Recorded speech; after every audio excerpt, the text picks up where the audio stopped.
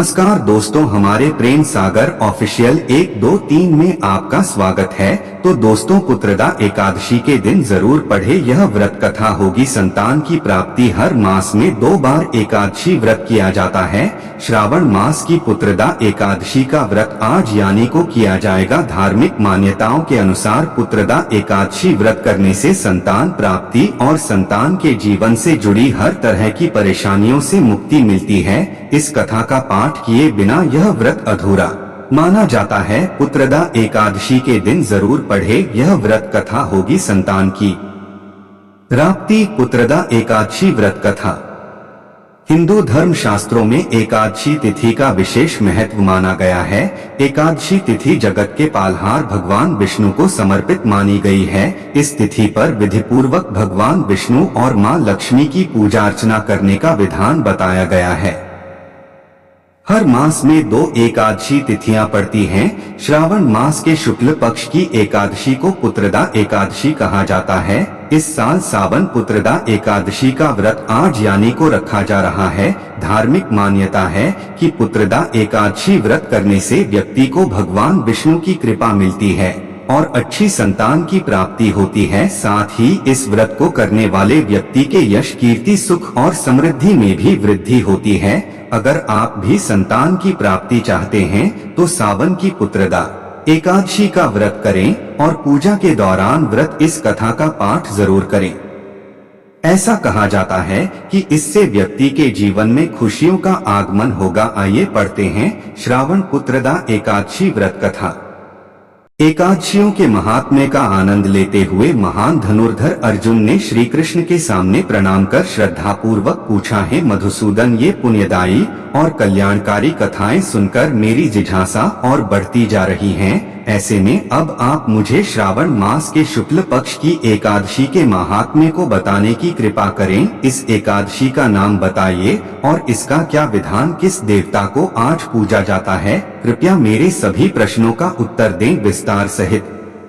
अर्जुन ने श्री कृष्ण से पूछा, है अर्जुन, श्रावण पुत्रदा एकादशी सावन मास की शुक्ल पक्ष की एकादशी है। इस एकादशी को पवित्रा एकादशी भी कहा जाता है। इसका पूजन पूर्व में बताई गई तरह ही करना चाहिए। इस उपवास के दौरान भगवान श्रीहरि का स्मरण करना चाहिए। पुत्रदा एकादशी उपवास के समान विश्व में कोई और व्रत नहीं है। इसकी कृपा से जीव को तपस्वी, ज्ञान और संपन्नता प्राप्त होती है। पुत्रदा एकादशी व्रत करने वाले व्यक्ति को पूजा के बाद श्रावण पुत्रदा एकादशी व्रत की कथा जरूर सुननी चाहिए। ऐसा करने से व्रत संपूर्ण होता है और मनोकामनाएं पूरी होती हैं। इस कथा के सुनने मात्र से ही वाजपेयी यज्ञ का फल मिलता है। मैं तुम्हें इस एकादशी से संबंधित जो कहानी सुनाता हूँ उसे ध्यान पूर्वक सुनिए।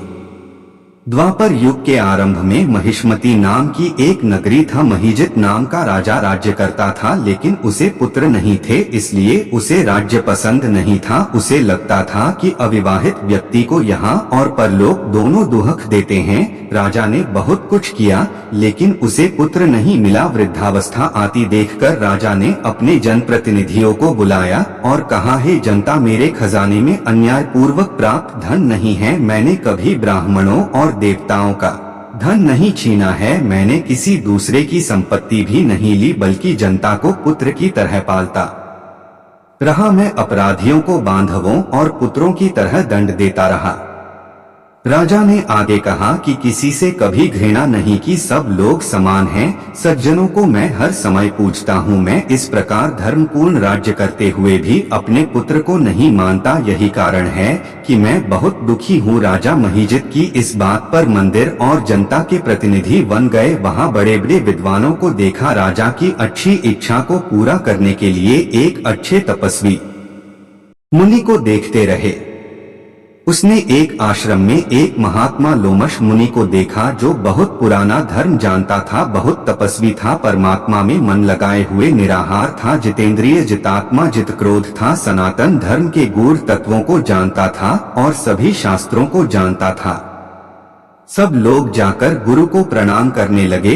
उन्हें देखकर मुनि ने पूछा कि आप लोग आने का क्या उद्देश्य था। निसंदेह मैं आपके हित में काम करूंगा। मेरा जन्म केवल दूसरों की सेवा के लिए हुआ है, इसमें कोई संदेह नहीं है।